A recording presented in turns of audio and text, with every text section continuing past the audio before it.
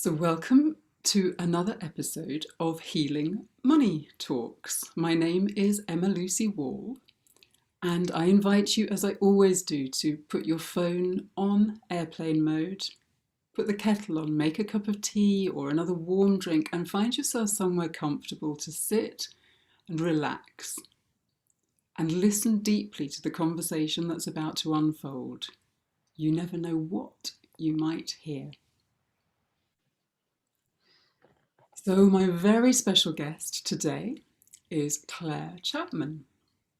Clare has been an accountant for all of her working life. She took a career break during which she procreated and developed an interest in and studied homeopathy, Bowen technique, and other alternative health practices. This led Clare to develop an interest in and an alternative perspective on life. When I met Clare, she described herself as an oil tanker which was transforming into a dolphin. Clare brings her alternative perspective on life into the financial world and is currently working with conscious finance as a spiritual path. Her desire for the future of money is that it is demystified and seen as a tool which enables us to fulfill our life's purpose. Clare and I meet weekly with our Consciousness of Money group, and she is a valued member of our community. Clare, thank you so much for taking the time to come and talk to me today. Oh, thank you, Emma, for inviting me. Clare joined our group more recently than some of the others of us, and really did actually bring a very interesting change to the dynamics of the group. I think mostly, or maybe partly because she's a very interesting person, but she's also, because we're the Consciousness of Money group, and she's an accountant. So Clare, would you mind telling our listeners what your journey with money has been and continues to be? Well, it's an interesting question because I'm not sure I was aware I was having a journey around money particularly. I just know that I'm very curious about it, but I became an accountant because I wasn't sure what else to do. Well, I wanted to be a nurse, and and um, between one thing and another, I didn't become a nurse, and I didn't want to be a teacher, and I didn't want to be, I don't know. So I ended up as an accountant because I was good at maths. And, you know, it was a reasonable career. It has a lot of potential for travel and whatever. But I was pretty much just a mainstream, normal accountant. And it was only really when I had my children, when I procreated with my husband, my two children, um, that I just, you know, stepped away from work for a while. And still normal, whatever, but just gradually got involved in homeopathy and started to change the way I see things. And I wasn't expecting it to go anywhere. I thought I'd go back to being an accountant, but then I started to study homeopathy and Bowen technique, and then I got involved with a Steiner school, and because I had a finance background, I became the finance person, support person in there. And I started to realize that money seems to be this really weird thing that makes us have weird ideas about things. And it just struck me as dysfunctional. And I mean, we never had loads of money growing up. But it wasn't an issue particularly. I mean, you can tell probably from my accent, I was Irish, and there just wasn't lots of money, but we always had enough. Um, and so I started to be intrigued by money and by our relationship with money. And I started to get involved through Steiner education, reading Steiner stuff. And then just ended up going back into accounting, thinking, I've got to nail this because this is absurd, that money can do this to us. And I mean, Kira is 24 now, so I've been a long time trying to do this. And it's just gradually, it's really a shift in perspective all the way through. And there were some things that really helped me, even though they were nothing to do with money, but things like quantum physics. I was really interested in quantum physics and energy, and homeopathy started making me think about energy. And then that was kind of probably what made a difference was suddenly, well, not suddenly actually, it was a slow, like oil tanker dolphin. Uh, it's not a quick transformation, but trying to grapple with this concept of energy and that we are energy, and was a big thing. So I kind of describe it that I go down lots of rabbit holes trying to find data, or trying to find some explanation for some stuff, and I come back up from the rabbit hole with sometimes with more information, different view on things, and then occasionally I go through the equivalent of a wormhole and I come out the other side transformed. My whole thinking has changed completely. So When was the last time you had one of those? well, I think this it was a slightly slow burn, but and this is jumping way into now rather than where I started. I read A Course in Miracles. No, I haven't done A Course in Miracles. I must be clear. There's a big difference between reading it and doing it. But and I think I've just realized that ultimately we're all, Maslow's hierarchy of needs, self-actualization is kind of where it all leads to. And there's no, if you want to go the whole hog, which I do, there's no escaping that ultimately that's where we're going to be. That's where I'm going to end up, is understanding somehow that I am my supply, or if that makes sense.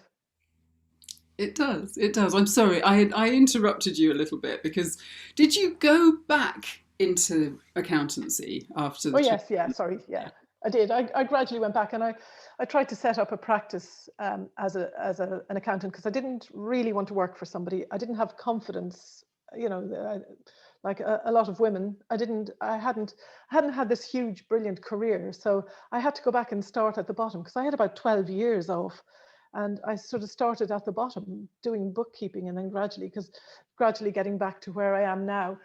Um, but I'm not really even good at figures, but don't tell anybody, and I'm getting worse.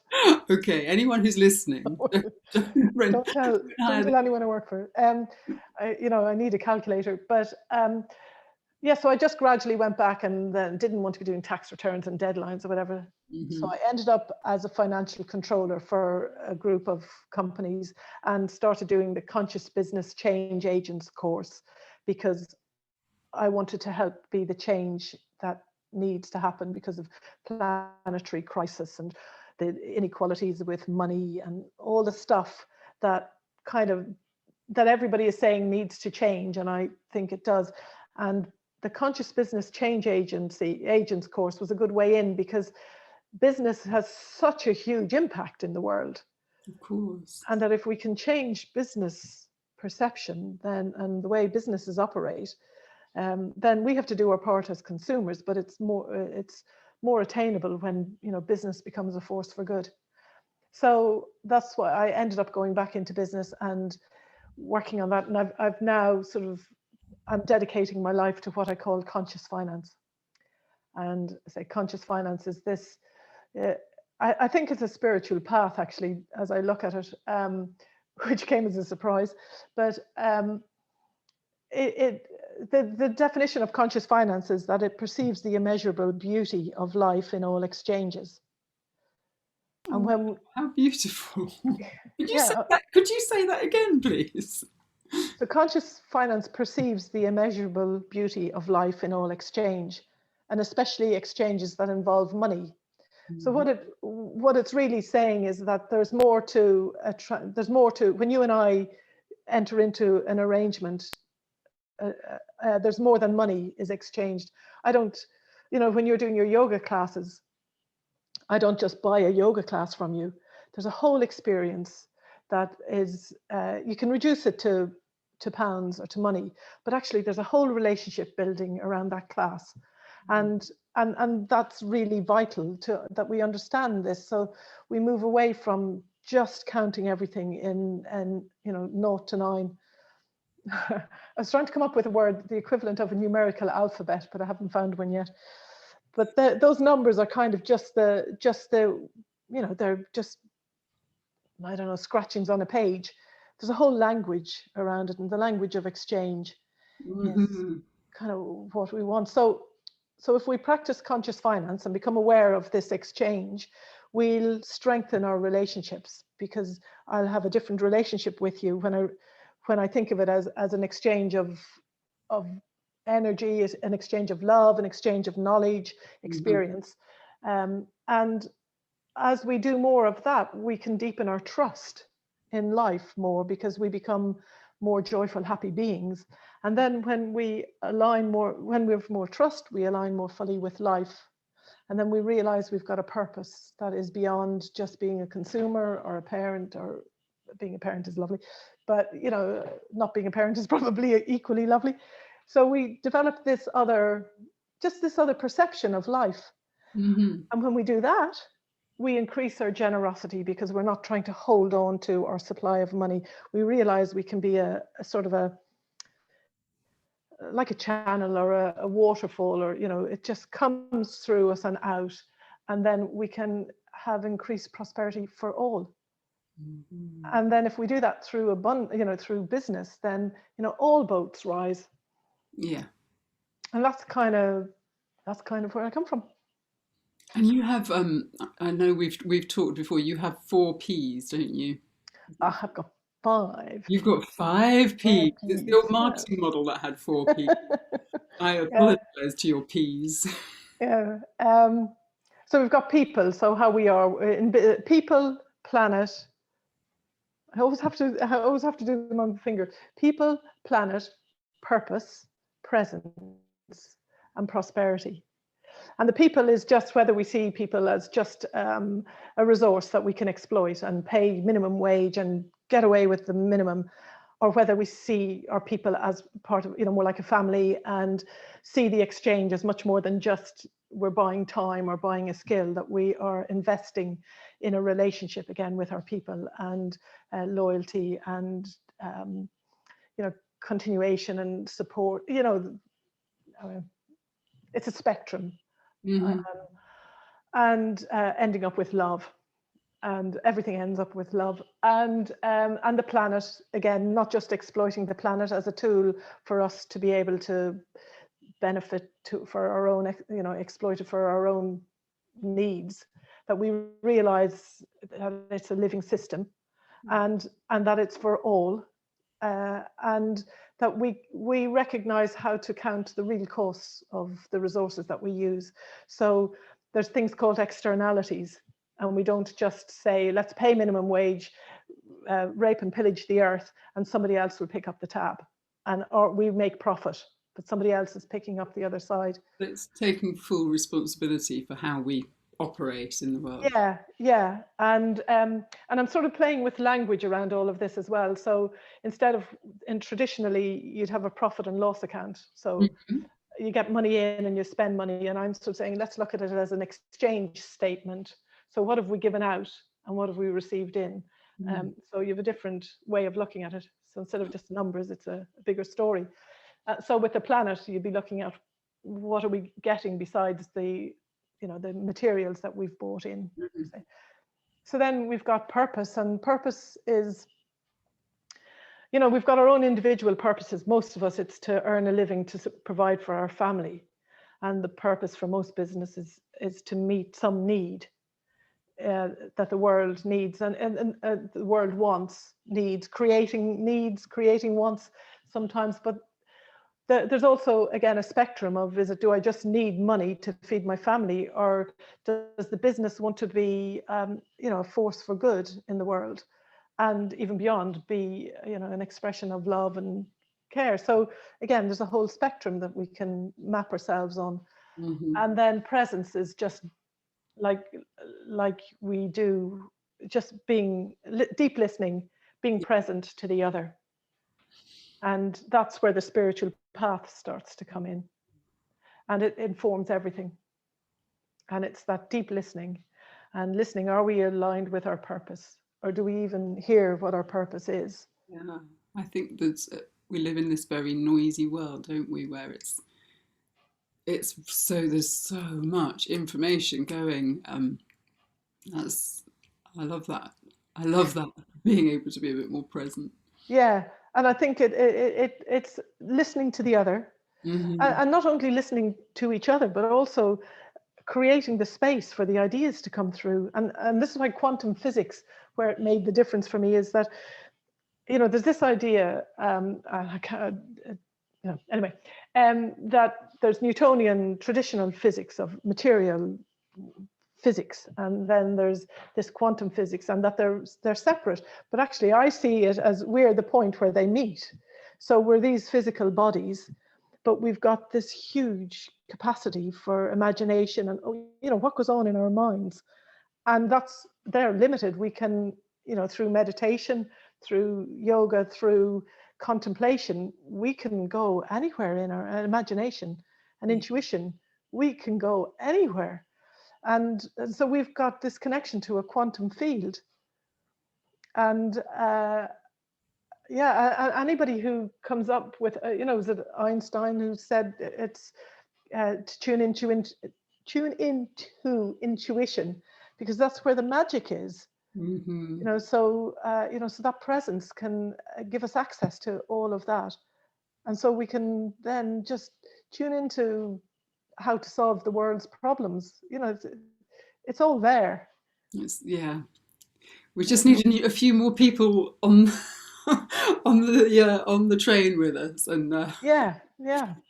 and it's And growing. Actually, to be fair, you and I both move in the sorts of circles where that is quite prevalent, and of course that leads to your fifth P then. yeah, which is prosperity, and it's moving away from profit, partly because profit's got a specific um, meaning and baggage, whereas prosperity isn't just money; it's general well-being as well. So it's supporting our communities and the families. It's just a bigger word, and I think it's more embracing of humanity. Hmm. So that's kind of that's my conscious finance logo has um, those words in it, uh, because you have to bring it down at some point into words, and they're the words that landed. Around a brain. Yes, it is around the brain, because it's the left and the right brain, the rational finance, numbers brain, and the imagination, which is the quantum field. And that to me feels like where we're stepping into is bringing much more the right and the left to have the flow, and to honor both the masculine and the feminine energies in whatever we're doing in all aspects of life. I mean, the feminine has been a little bit sidelined, and that doesn't. I'm not saying females, although Yeah. arguably females too, but feminine energy has not really had its voice for centuries. Mm. And we're definitely moving into this Aquarian age of much more flow. And just when you talk about the value, there's another thing you talk about is the reveal. So can Oh, well, yeah, it's the idea that we talk about transformation, yeah. and as I want to transform from a dolphin, from an oil tanker into a dolphin, for instance. But actually, what I'm doing is I'm just revealing my dolphin. Yeah. Yeah. And in fact, you know what? I reckon I was born a dolphin, like all of us, and I Mm. became an oil tanker through conditioning and fitting in and being told. And actually, I'm just going back to what I was. Mm. And so when we're going through, anything that takes us closer to who we truly are, I think they're steps of revelation. Our lives might transform, how we express ourselves might transform, but we're just revealing who we already are. Yeah. And yeah, so I've kind of, yeah, I play with words because I think and I move from hope to trust. Yes. I love your trust. Yeah, because when you do that, then, well, it's very freeing, because if Hmm. it doesn't work out, you can trust that's a good reason why. So it takes the pressure off. Um, yeah, and then if you're trusting rather than hoping, you can put your energy into actually watching for signs. So it's not like you trust and sit back on your mat and do nothing. You trust that you'll see the opportunities much more quickly. Mm. that are there all the time. Yeah, words are incredibly powerful, and we do hang. I hope you're well. I love that you say I trust that you're well. Yeah, it can sometimes sound a little dismissive, as is, "I'm trust you well, don't bother telling me whether you are or not." But that's not what I mean. It's, I trust you are well, um, but please tell me if you're not. Yes. No, Maybe but sorry, go you'll, on. maybe you'll start to put that little addendum on. Yeah, yeah. Well, then if I a question mark, yeah. But when you were talking about the feminine, the masculine and feminine, there's different ways of understanding our money story. And there's the spiritual path of the law of attraction and abundance, and stepping into that oneness with God, or with source, or as you call, with Goss, and God, universe, source, And um, spirit. and spirit. Thank you. But there's different ways also of maybe looking at it as also, um, there's understanding what money is one thing, and understanding how we relate to whatever money is. And through that process of reclaiming ourselves, um, shadow work, Mm. we can do a lot to reclaim the bits of us, that if you grew up being told you mustn't ask for money, which is a bit of what I had, then I have to actually reclaim and say it is okay to ask for money. So I have to dig in and find these little bits where some of my, my baggage, where some of my Mm. wrong thinking has been. And there's this idea, because Carl Jung said, until you make the unconscious conscious, it will direct your life and you will call it fate. Now, I read that, and it was one of, the way sometimes you read something and it just hits it and you go, that means something. Yeah. And so I've spent a long time unpacking that, and now I've sort of expanded it, and I hope he will forgive me, because now I say, until you make your money story, your unconscious money story, conscious, it will direct your life, and it'll cause havoc and create pain, and you'll be projecting stuff onto money that should never belong onto money. Absolutely. I think And yeah, sorry. you could probably put that onto anything, but since we're particularly talking about money here, yeah, that. Yeah, yeah. And some of this, so for me, I kind of grew up being told men earn money, women stay at home. And Mm. I grew up in Ireland. So, uh, it has changed a bit, but that's my baggage. So, um, in psychology, and again, Carl Jung, he talks about the anima and animus. So the anima is the feminine, and the animus is the masculine. And often in our stereotyping, we, the conditioning that we get, like, I don't earn money because I'm a woman. So I've sort of parked a lot of my male energy, my animus. And one of the ways of reclaiming some of my animus is to start unpacking why I think I shouldn't earn money, or why I might be embarrassed if I earned more than some men or something. Mm. So you can do a lot of shadow work through money. Yeah. And for men, sometimes they're afraid to be generous. And because generosity is quite a feminine energy, and just through practicing it, and almost, faking it till you make it, sort of, Hmm. uh, um, because then you're rewiring your brain while you're faking it, until one day that's who you are. So we can reclaim a lot of our shadow through money work, and I think that's great. Yeah, absolutely. Can you speak to the healers at all about their particular money stories? Yeah, well, it is fascinating, because there is some sort of a link between being really spiritual and not needing stuff, right? Because I think there probably is a point where we become really at peace with ourselves, and we don't need much.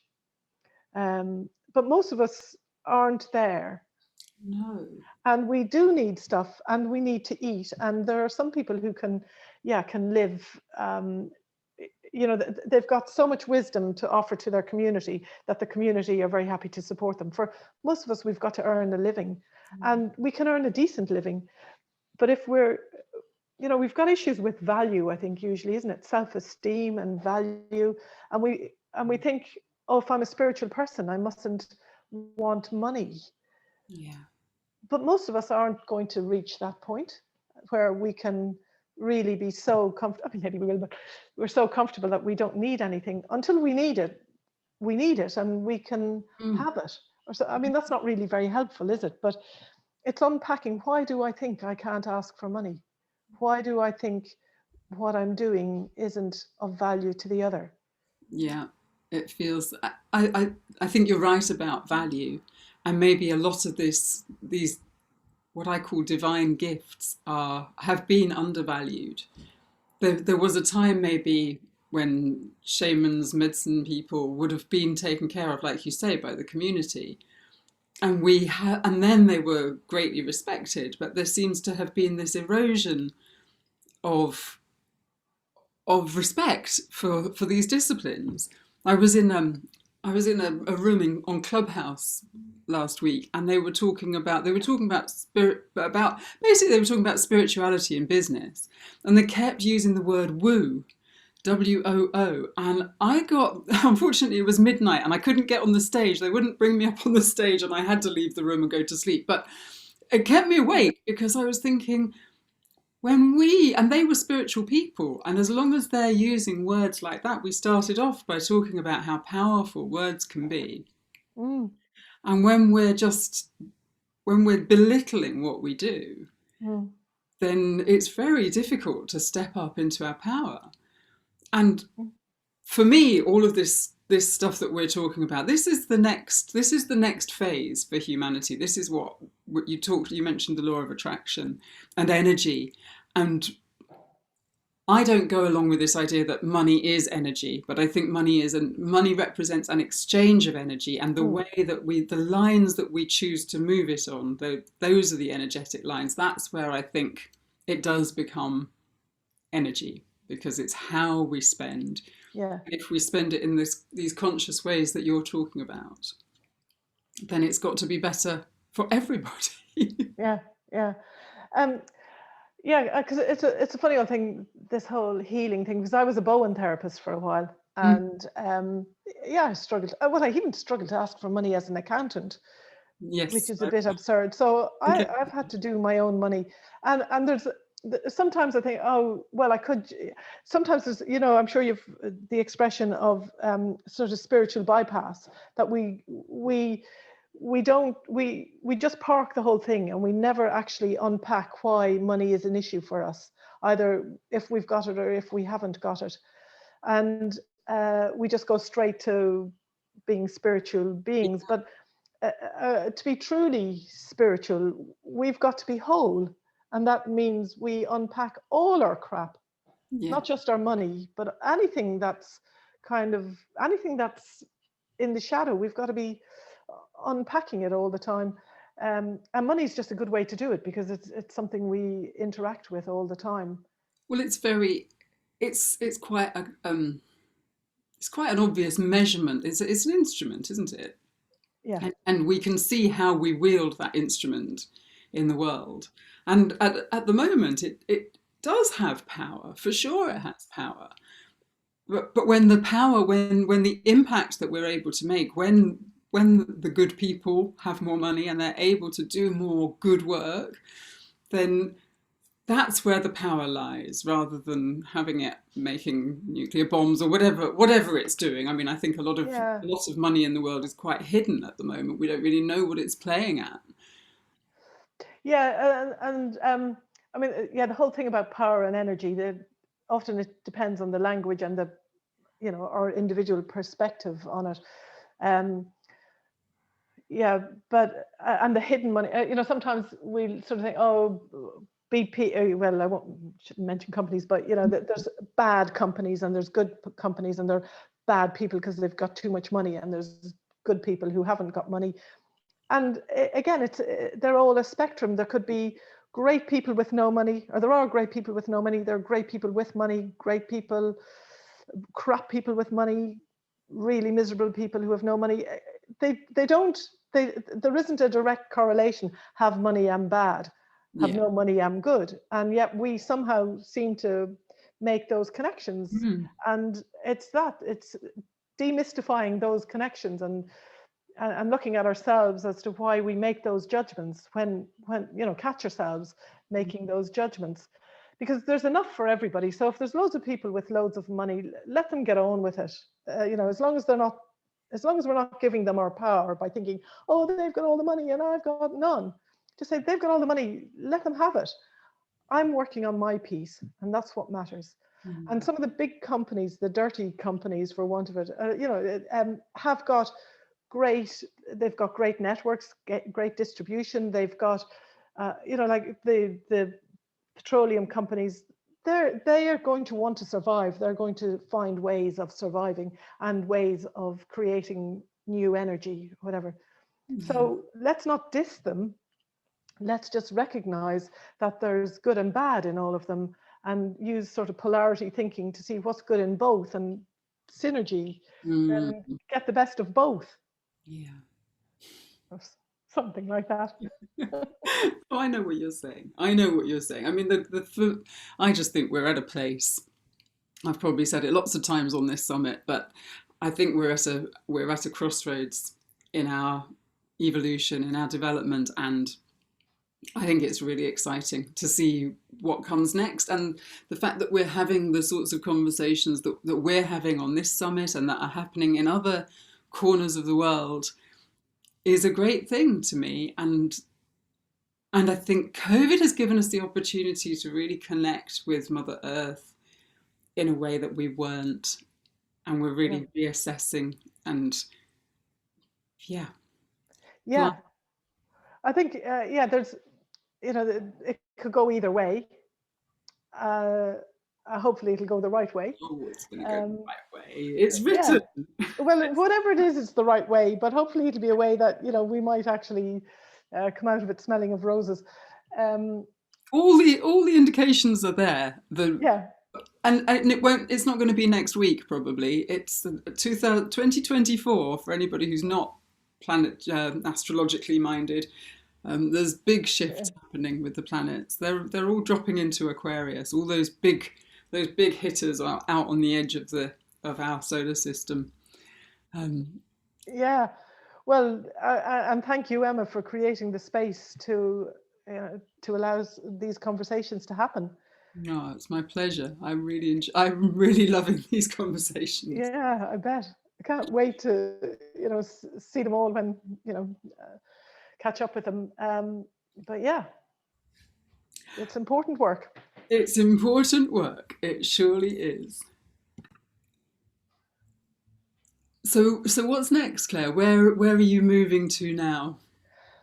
Well, I mean, this is still a work in progress.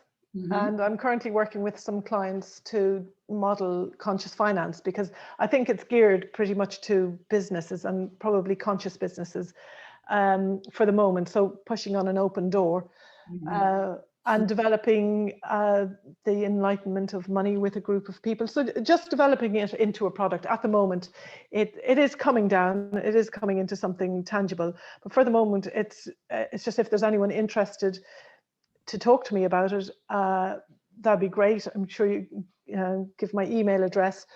There isn't Yeah. there isn't a product yet, but ultimately there will be It's a always model, a conscious finance model, that businesses who want to be conscious and be a force for good in the world will find a way of bringing that into their finance departments and their finance language.